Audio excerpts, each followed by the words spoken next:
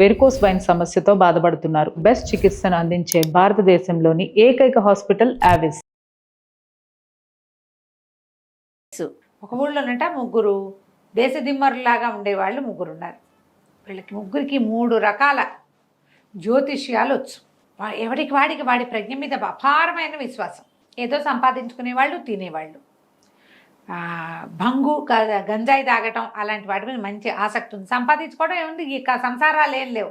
హాయిగా తినేసి తాగేసి దొరికిన డబ్బులన్నీ అయిపోయేదాకా ఎంజాయ్ చేసి మళ్ళీ దేశం మీద పడేవాళ్ళు. అయితే ఏమైందట, ఒకసారి బాగా సంపాదించుకున్నారు. అక్కడి నుంచి ఈ గంజాయి కొట్లలో పడి విపరీతంగా భంగు సేవించారు, గంజాయి సేవించారు. ఇట గంజాయిలు అవి సేవించినప్పుడు క్రమంగా వాళ్ళకి కొట్టితనం మితిమీరిపోతుంది అనమాట. ఇంకా ప్రఖ్యాతులు అయిపోవడానికి ఏం చేయాలో లాంటి ఐడియాలు కూడా బోల్డ్ వస్తాయి వాళ్ళకి. ఈ ముగ్గురు కలిసి ఏం చేశారు, తాగేసి గంజాయి బాగా పీల్చి పొగ పీలుస్తారు కదా, అక్కడి నుంచి ఊరి మీద పడ్డారు. పడి మాట్లాడుకుని కొంటితనం విజృంభిస్తుంది కదా. ఎలాగైనా ఫేమస్ అయిపోవాలంటే ఏం చేయాలంటే ఇప్పటిదాకా రోడ్ల మీద వాళ్ళకి వీళ్ళకి చెప్పాం, కొడితే ఏను కుంభస్థలాన్ని కొట్టాలని తట్టింది ముగ్గురికి.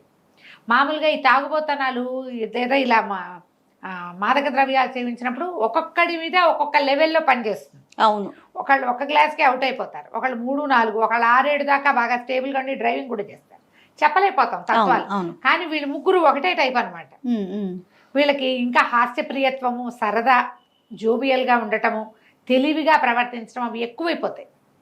వీళ్ళు ఏం చేశారు, ముగ్గురు కలిసి రాజుగారి అంతఃపురపు కోట గోడ ఉంటుంది కదా, ఆ గోడ పక్కన పిచ్చగా గోల్ చేశారు. అక్కడ అరిచారు, కేకలు పెట్టారు, నవ్వారు. ఒక రకంగా కాదు, మధ్య మధ్యలో గోడ ఎక్కడానికి ట్రై చేస్తున్నారు. రాజుగారు రాత్రి 10-11 గంటల వేళ ఇది. ఆయన రాత్రులు పాపం పగలలా ఏదో రాజ్యాంగంలో ఉంటారు గందరగోళాల్లో, నిద్ర పట్టక చల్లగాలికి అటు ఇటు తిరుగుతుంటే కకాబికలుగా గోల. ఏమిట్రా ఈ కీకి అని సౌండ్లు, ఈ అరుపులు ఏమిటి, ఎవర్రా అని అడిగితే ఆ సైనికులు చెప్పారు, ఎవరో ముగ్గురు గంజాయి భాయిలు ఉన్నారు బయట అనేసరికల్లా వెధవాళ్ళు వాళ్ళని పట్టుకురండి, కొరతేద్దాం ముగ్గురిని, రాత్రిపూట మన కోట పక్కన ఇంత గోల చేస్తారా, ఈడ్చుకురండి ముగ్గురిని దొంగ మొహాలను అన్నాడు ఆయన. ముగ్గురిని ఈడ్చుకొచ్చారు. వీళ్ళు రాజును చూడగానే ఉత్సాహం వచ్చింది వాళ్ళకి. ఎవర్రా మీరు, ఏం చేస్తున్నారా అంటే, మేము జ్యోతిష్కులం అండి అన్నారు. జ్యోతిష్యులు ఏమిటి, మీ మొహాలు చూస్తే ముష్టి వెధవాళ్ళ ఉన్నారు, ఒక్కడికి కూడా కళ్ళలేదు, కాంతి లేదు, ఈ తాగుబోత్తనం ఏమిటి, ఈ మతమందు సేవించడం ఏమిటి, ఈ అరుపులేమిటి, కేకలేమిటి, మర్యాద లేదు, జ్యోతిష్యుడు అనగానే ఎట్లా ఉండాలి, వాడిని చూడంగానే దండం పెట్టాలి జనాలు. మీరేమిట్రా ఇట ఉన్నారు దేశదిమ్మరిలాగా అంటే, ఇట ఉన్నా సరే మాకు అవే వచ్చండి, మామూలుగా కాదు మా సంగతి అన్నారు. అంటే సరే ఫస్ట్ వాడిని అడిగాడు ఆయన, ఏమొచ్చురా నీకు అని. నేను ఎలాంటి మణినైనా ఎలాంటి వజ్రాన్నైనా దాని క్వాలిటీ చెప్పగలను అన్నాడు. ఏనాడైనా నీ బతుకులో మణిమోహన్ చూసినట్టుందా నీ ఫేస్ చూస్తే, మాసిపోయిన గడ్డం, చిరుగులు పెట్టిన చొక్కా నువ్వు అంటే, కాదండి చేత్తో పట్టుకుంటే చాలు మణి సంగతి చెప్పేస్తాను నేను అనేసరికి నేను ఆశ్చర్యపోయాడు. ఏమిటో చూద్దామని సరే రెండో వాడిని అడిగాడు, నువ్వేం చేస్తావురా. నాకు గుర్రాలని పరీక్ష చేయటంలో నా అంతటి వాడు ఎవడూ లేడండి. అసలు గుర్రాన్ని కంటితో చూశానంటే దాని వయసు ఎంత, దాని బాబు వయసు ఏ వయసులో దాని నాన్న ఉండగా ఇది పుట్టిందో కూడా చెప్తాను నేను. బాగుంది. వాళ్ళ అమ్మకి ఇది ఎన్నో ఈతో చెప్పగలను, అది ఎంత దూరం పరిగెత్తగలదో, దానికి ఎంత తిండి కావాలో చెప్పగలను, అది పోటీకి యుద్ధానికి పనికొస్తుందో రాదో, ఎప్పుడు చచ్చిపోతుందో కూడా నేను చెప్తాను, నా జ్యోతిష్యం అలాంటిది అన్నాడు. రాజు అన్నట్టు, ఏమిటి గుర్రమా, నీ బతుక్కి గాడిద నెక్కిన మొహం కూడా కాదురా నీది, గాడిద చీపు, ఆ చీపు గాడిద నెక్కిన మొహాన్ని కూడా కాదు, గుర్రం అంటే ఖరీదైంది. ఆ రోజుల్లో బంగారానికి కనీసం 100 ఉండేది గుర్రం, అంత ఖరీదు గుర్రాలు.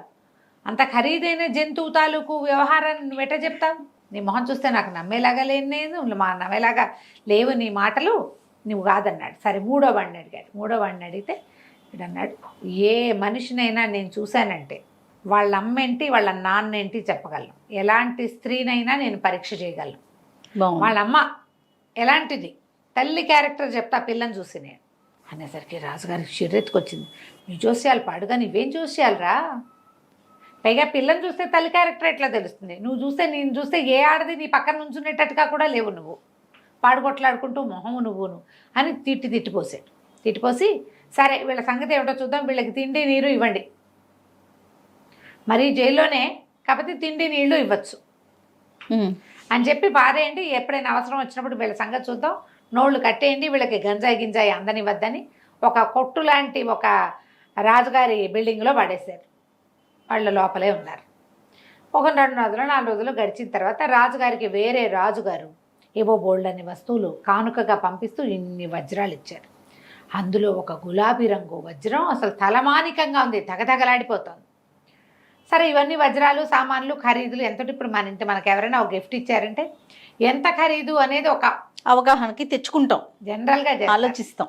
ఎవరైనా రాజుగారు ఆయన పంపించిన వాటిని వీటిని అన్నీ చూసి వజ్రాలు పంపారు. వాళ్ళ దేశంలో వజ్రాలు పండుతాయి అంటే అదే గనులు ఉన్నాయన్నమాట, వజ్రాలు దొరుకుతాయి.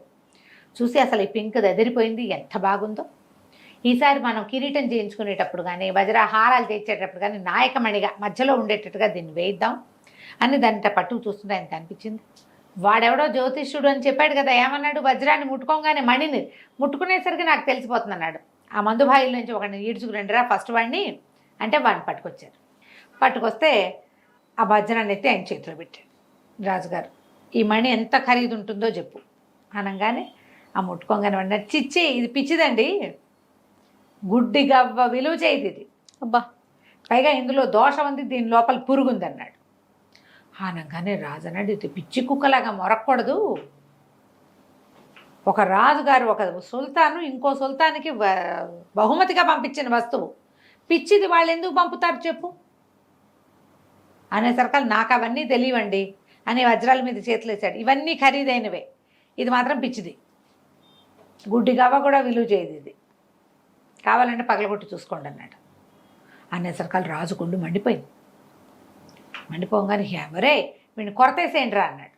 అనగానే పక్కన వజీర్ అన్నాడు, అట్లా కాదండి, ఏదో చెప్పాడు కదా, టెస్ట్ చేయించి చూద్దాం, మామూలు మణులు పగల నేలకేసి కొట్టామనుకో పగలవు, వజ్రాన్ని వజ్రంతోనే కొయ్యాలి అని చెప్తారు కదా. అవునవును, చీత కొడితే కానీ అది దెబ్బలు తగలదు. వీడు చెప్పే ప్రకారం అందులో దోషం ఉంది, పురుగుంది అంటున్నాడు, చూద్దాం అనేసరికి రాజు అన్నాడు, సరే ఇదేదో బాగానే ఉందని ఆ రాయ వజ్రాన్ని ఇట్లా ఇట్లా నేలకేసి కొట్టాడు. కొట్టేసరికి భళ్ళు అని పగిలిపోయేది, అందులో నుంచి లుకలుకలాడుతూ ఒక పురుగు బయటకు వచ్చింది. ఆశ్చర్యపోయాడు సుల్తాన్, ఊరు వీడి దుంపతేగా వీడు ఎటా చెప్పాడు అంటే వీళ్ళు చెప్పినట్టుగా ఉందన్నమాట వీళ్ళ దగ్గర ఏదో వ్యవహారం. సరే, ఒరే ఆ మొదటివాడికి తిండి నీళ్ళు డబల్ చేయండి, మాంసాహారం ఇవ్వండి, కొంచెం సారాయి కూడా ఇవ్వండి, ప్రమోషన్ ఇచ్చాడు. వాడిని పంపించేసి కొన్ని రోజులు గడిచాక బోలెడన్ని గుర్రాలు అమ్మకానికి వచ్చాయి.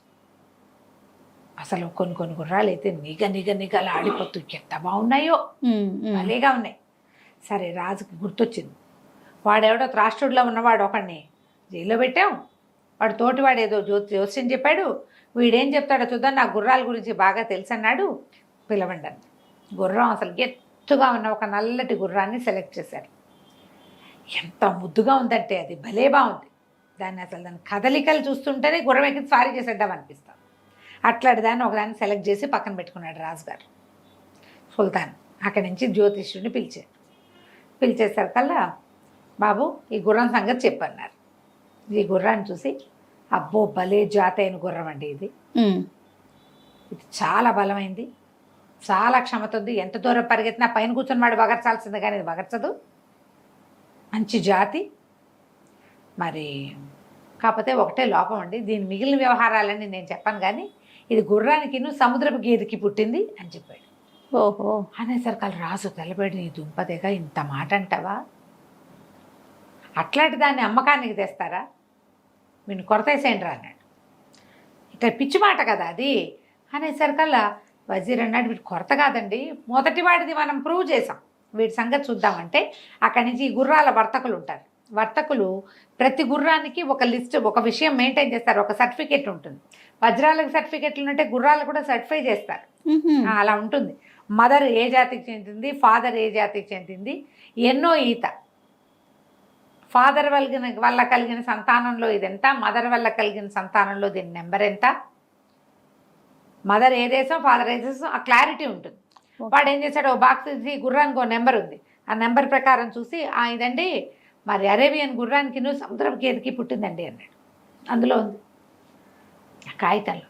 ఆయన ఆశ్చర్యపోయాడు, ఓరిని వీడు ఎట్లా కనిపెట్టాడు, గుర్రాన్ని మనం చూసినా మనకు తెలియలేదు, ఇన్నేళ్ల నుంచి గుర్రాలు తోలుతున్నాం, ఏమిటి వీడికి తెలిసింది ఎట్లా తెలిసిందంటే మళ్ళీ వాడిని ఈడ్చుకొచ్చారు. కొడతేయడానికి లాక్కుపోయారు కదా, ఈడ్చుకొచ్చేసరికి వాడిని అడిగాడు, ఆ ఎలా జ్యోతిష్యుడిని, తెలిసింది? నీకు ఎట్లా తెలుసు అంటే, ఏముందండి దీని గిట్టలు చూడండి, గుర్రపు గిట్టలు కాదు ఇవి, ఓహోహో, సముద్రపు గేదె గిట్టలు, ఓకే, అంచేతే ఇక ఇట్లా అర్థమైంది. మిగిలినంత గుర్రాల్లా ఉంది, ఆ ఒక చోట మాత్రం దాని తల్లి లక్షణాలు దానికి కనపడుతున్నాయి అని చెప్పాడు. రాజు చాలా ఆశ్చర్యపోయాడు. ఊరు వీడి చూసాం, వీడికి ఫుడ్ త్రిబుల్ చేయండి అన్నాడు. వాడు ఎంత అడిగితే అంత పెట్టండి అని పంపేశాడు. ఈ కొన్ని రోజులు గడిచాక రాజుగారికి వీళ్ళిద్దరినీ టెస్ట్ చేసాం, మూడో వాడిని కూడా టెస్ట్ చేయాలని పుట్టింది. రాజుగారికి బహుసుందరీమణులైన భార్యామణులు బోడంతమంది ఉన్నారు. ఓకే, ఆయనకి ఆఖరి భార్య అంటే భలే ముద్దు, ఎంత బాగుంటుందో, కూర్చుని పున్నాగల్లే ఉంటుంది.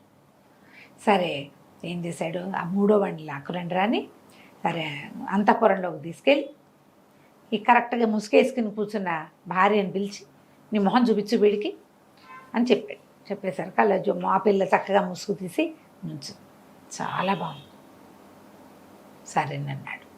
చెప్పు ఈ అమ్మాయి జాతి అయిందా కాదా అన్నాడు. అనేసరికి క్షమించండి బాబు, మరి నేను చెప్తే మీరేమంటారో, దీని లక్షణాలు చెప్పు. ఇతను ఏం చెప్పగలడు, తల్లికి ఏదైనా ఇతరత్ర సంబంధాలు ఉన్నాయా కూడా చెప్పగలడు వీడు. నేను చెప్పాడు అట్లా. అయితే అమ్మాయి చాలా అందంగా ఉందండి, మన ఏమనాలి దాన్ని, రాణిగారిని ఏదో అంటారు కదా, పేరు గుర్తురాడు, బేగం గారు, బేగం చాలా అందగత్తే, అసలు ఇటీవల కాలంలో ఇంత అందగత్తైన రాణి లేదు. కాకపోతే ఈవిడ గజియా అనే ఒక సంచార జాతికి చెందిన వ్యభిచారికి పుట్టింది ఈ అమ్మాయి అని చెప్పాడు. వ్యభిచారం చేస్తూ జీవించే స్త్రీ ఈ పిల్ల తల్లి. అనగానే రాజుకి పిచ్చి పిచ్చి కోపం వచ్చేసింది, కత్తే దూసేసాడు. దూసేస్తే ఈ వజీర్ అన్నాడు, అసలు అడగటమే తప్పు, అడిగాక మనం నిజం తెలుసుకోవాలి. ఈ అమ్మాయి తండ్రి మనకు తెలుసు, మనకి దూరపు బంధువు, మన జాతి వాడే, తల్లి సంగతి మనకు తెలీదు, ఆయన మన ఇంట్లోనే మన ఊళ్ళోనే ఉన్నాడు, ముందు ఆయన్ని పిలిపించి అడుగుదాం. అడిగేసరికల్లా సరే ఈ పిల్లని ఇచ్చిన మావగారు, ఆ మావగారిని పిలిచారు. ఆ పిల్లని ఇచ్చిన మావగారు ఎవరు, ఈయనకి సుల్తాన్ గారికి ఎక్కడో వేలు విడిచిన బాబాయ్, వాళ్ళు అట్లా చేసుకుంటారు కదా. ఆయన ఈ పిల్లని తెచ్చి ఇక్కడ తీసుకొచ్చి మహాద్భుత సౌందర్యవతి నీకు ఇచ్చి పెళ్లి చేస్తానని పెళ్లి చేశాడు.